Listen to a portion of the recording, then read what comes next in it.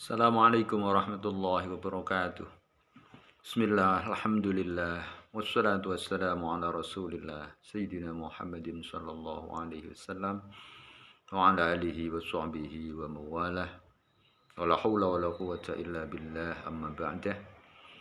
Anak-anakku yang Bapak cintai, anak-anakku yang soleh dan solehah, apa kabar hari ini?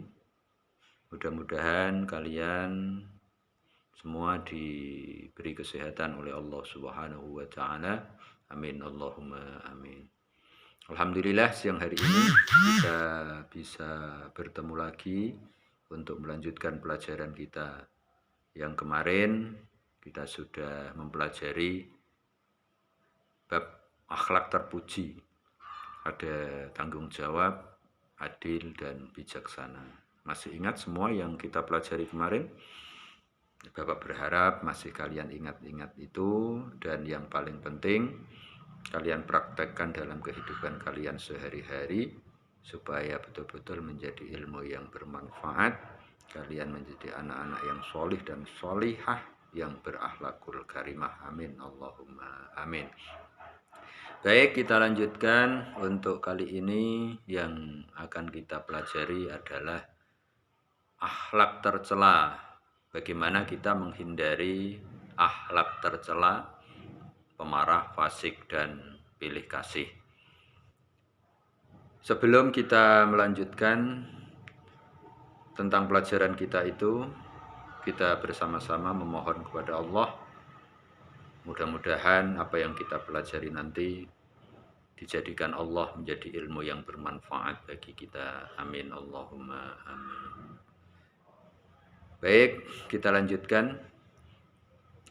Sebelum masuk kepada sifat pemarah, fasik, dan pilih kasih, terlebih dulu kita harus mengetahui apa itu akhlak tercela.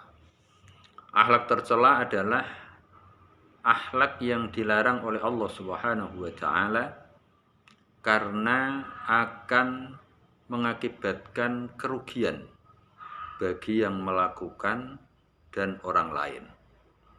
Makanya akhlak tercela tersebut diperintahkan kepada kita untuk menghindarinya.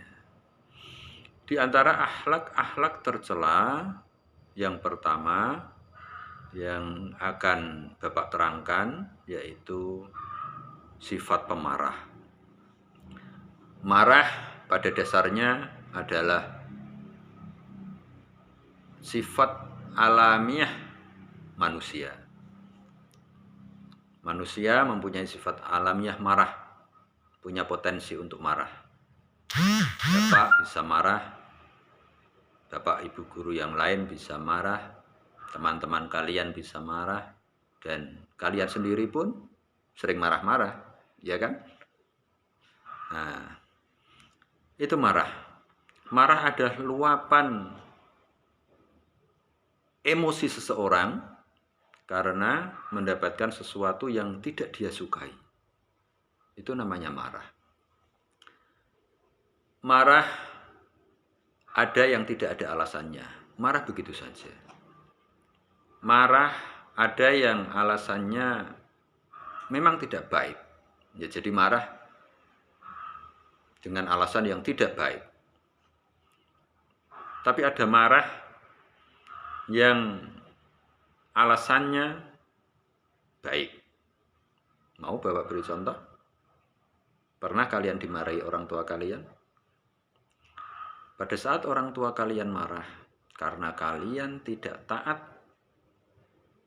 kepada beliau, orang tua kalian, karena kalian malas, orang tua kalian marah dengan alasan supaya kalian menjadi anak-anak yang tidak malas dan patuh kepada orang tua. Itu artinya orang tua kalian sayang pada kalian. Bapak ibu guru juga di sekolah kadang-kadang marah pada kalian. Pada saat kalian tidak mengikuti aturan sekolah dengan baik, pada saat kalian diajar tidak memperhatikan, pada saat kalian bandel, Bapak ibu guru marah. Alasannya apa? Alasannya supaya kalian merubah sikap kalian. Merubah sikap kalian. Tidak bandel lagi. Menjadi anak-anak yang menjaga tawaduknya, menjaga akhlaknya, menjadi anak-anak yang rajin. Itu yang diharapkan oleh Bapak Ibu Guru. Jadi sedikit marahnya Bapak Ibu Guru itu karena rasa sayangnya kepada anak kalian, harapan yang besar dari Bapak Ibu Guru supaya kalian menjadi anak-anak yang berilmu dan berakhlakul karimah. Tapi kalau sudah menjadi pemarah, ini berarti sudah menjadi sifat, sesuatu yang terus dilakukan, marah-marah. Ya, pemarah adalah sifat seseorang yang suka marah-marah. Itu namanya pemarah. Ini sangat dilarang oleh agama. Sangat dilarang oleh Allah Subhanahu wa taala. Kenapa? Karena sifat pemarah itu akibat negatifnya bisa mengakibatkan kerugian yang besar kepada si pelaku dan kepada orang lain. Di antara akibat-akibat yang bisa ditimbulkan dari sifat marah yaitu dapat menanamkan permusuhan. Kalau kita marah, orang yang kita marahi itu tentu hatinya tidak senang. Tidak ada orang yang senang dimarahi, tidak ada. Hatinya tidak senang. Orang yang hatinya tidak senang mempunyai potensi untuk memusuhi kepada orang yang membuat dia tidak senang. Kalau kita sering marah-marah, berarti sering kita membuat orang-orang hatinya tidak senang kepada kita. Kalau sudah hatinya tidak senang kepada kita, berarti mereka bisa saja memusuhi kita. Jadi marah dapat menanamkan permusuhan. Hindari ya anak-anak ya. Diingat-ingat, akibat yang kedua disenangi oleh syaitan. Kenapa? Syaitan senang sekali kepada orang yang marah, orang pemarah. Karena pemarah mudah sekali dibujuk dan digelincirkan oleh setan. Karena pemarah sudah kehilangan kontrol akal dan hatinya, memakai nafsunya, makanya dia menjadi pemarah. Akibat yang ketiga yaitu munculnya kata-kata kotor dan kata-kata yang menyakitkan orang lain. Seperti yang tadi Bapak sampaikan, orang yang marah sudah di luar kontrol akal dan hatinya. Makanya dari mulutnya juga keluar kata-kata yang sudah tidak disaring lagi pakai hati dan akalnya. Keluar kata-kata kotor, keluar kata-kata yang menyakitkan kepada orang. Kalau sudah tahu begitu, sebaiknya kita menghindari sifat marah sehingga kita nantinya tidak menjadi orang yang pemarah.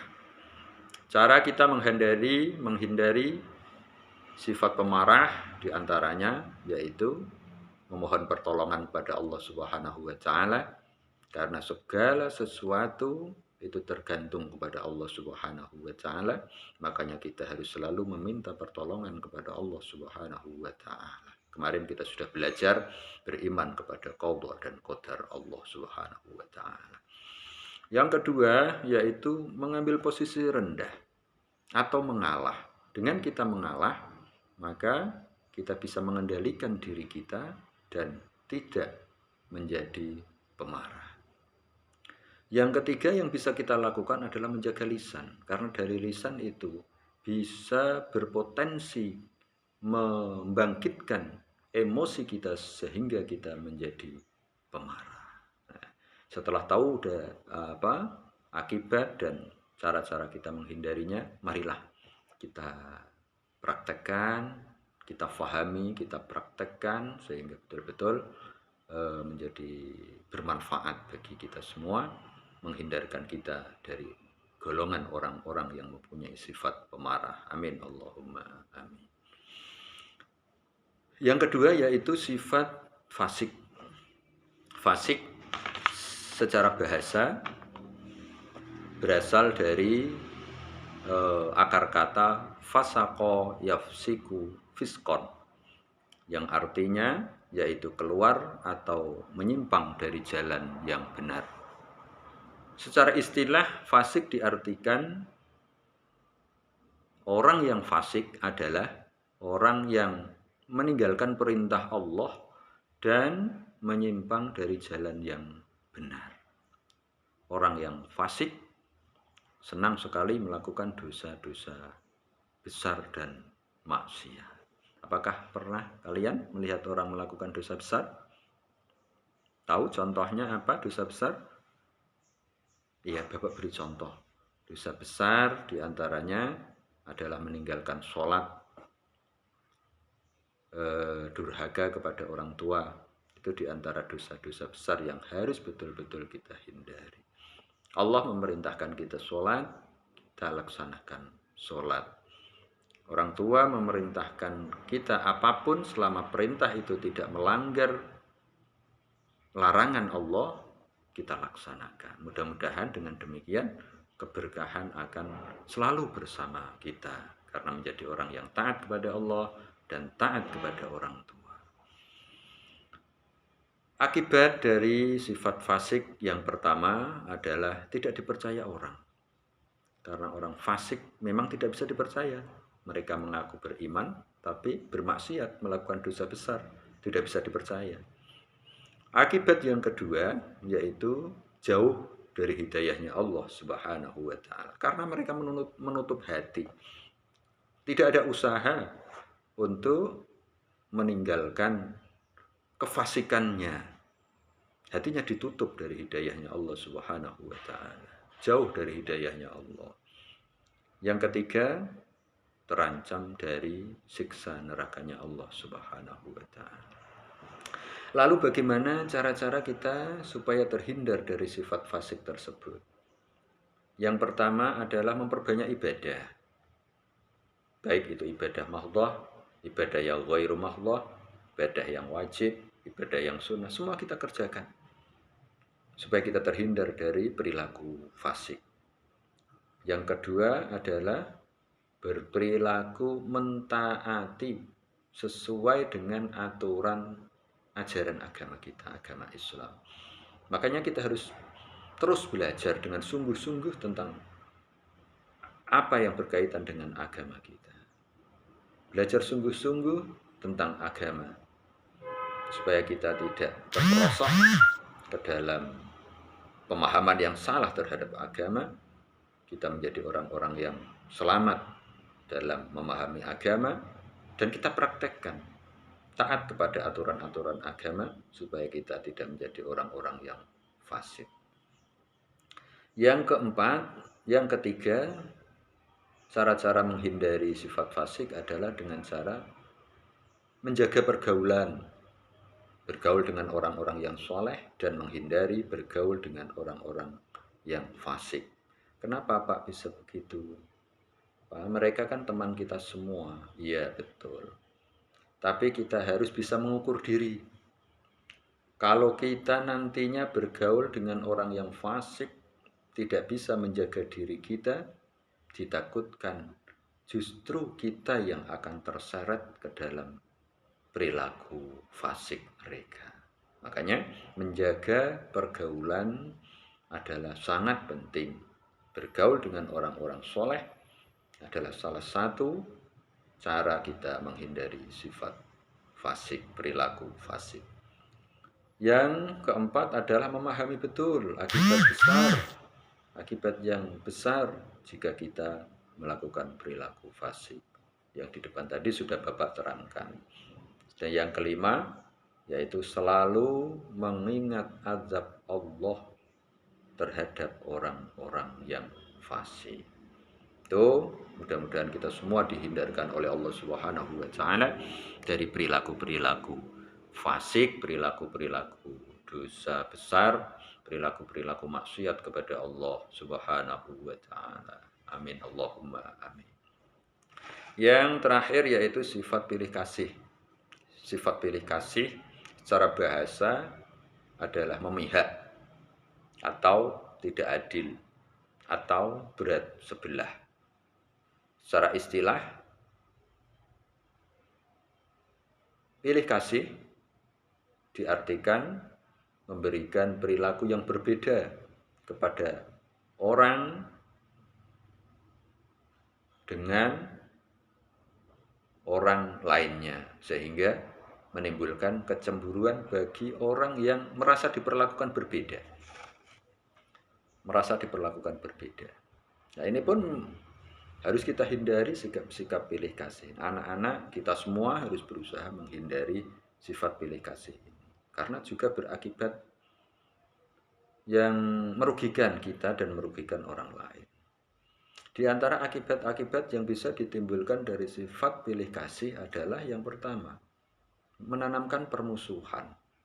Karena dengan pilih kasih, jadi sudah Bapak sampaikan, akan memunculkan kecemburuan. Dengan kecemburuan akan terjadi permusuhan. Yang kedua, dimurkai oleh Allah Subhanahu wa taala, karena Rasulullah tidak menyukai orang-orang yang berlaku pilih kasih. Yang terakhir adalah cara-cara menghindari sifat pilih kasih. Di antara cara-cara menghindari sifat pilih kasih, yang pertama adalah memohon pertolongan kepada Allah Subhanahu wa taala. Mudah-mudahan kita dihindarkan dari perilaku pilih kasih. Yang kedua, betul-betul memahami akibat yang nanti terjadi jika kita berperilaku pilih kasih. Itu materi yang Bapak berikan pada siang hari ini untuk menutup pertemuan kita. Ini ada pertanyaan yang nanti bisa anak-anak renungkan dan anak-anak kerjakan. Nanti pada saat kita bertemu, anak-anak bisa mengumpulkan itu di sekolah. Pertanyaan yang pertama, apakah kalian pernah marah? Apakah yang menyebabkan kalian marah? Dan apa yang kalian lakukan untuk meredakan marah kalian itu? Bagaimana cara kalian meredakan marah? Pertanyaan yang kedua, apa yang kalian lakukan jika melihat ada teman kalian yang berbuat kefasikan? Terus bagaimana sikap kalian jika ada teman kalian yang mengajak kalian berbuat fasik? Pertanyaan yang kedua. Pertanyaan yang ketiga, seandainya kalian menjadi orang tua dan memiliki beberapa anak, apakah kalian akan berlaku pilih kasih, ataukah kalian akan berperilaku adil? Dan jelaskan menurut pendapat dan bahasa kalian sendiri-sendiri. Nah, mudah-mudahan pertemuan kita pada siang hari ini diridhoi oleh Allah Subhanahu wa taala, sehingga nantinya menjadikan kita mendapatkan ilmu yang bermanfaat. Sekali lagi, ilmu yang kita pelajari dipraktekkan dalam kehidupan sehari-hari. Kurang lebihnya mohon maaf. Hadanallahu wa iyyakum. Assalamualaikum warahmatullahi wabarakatuh.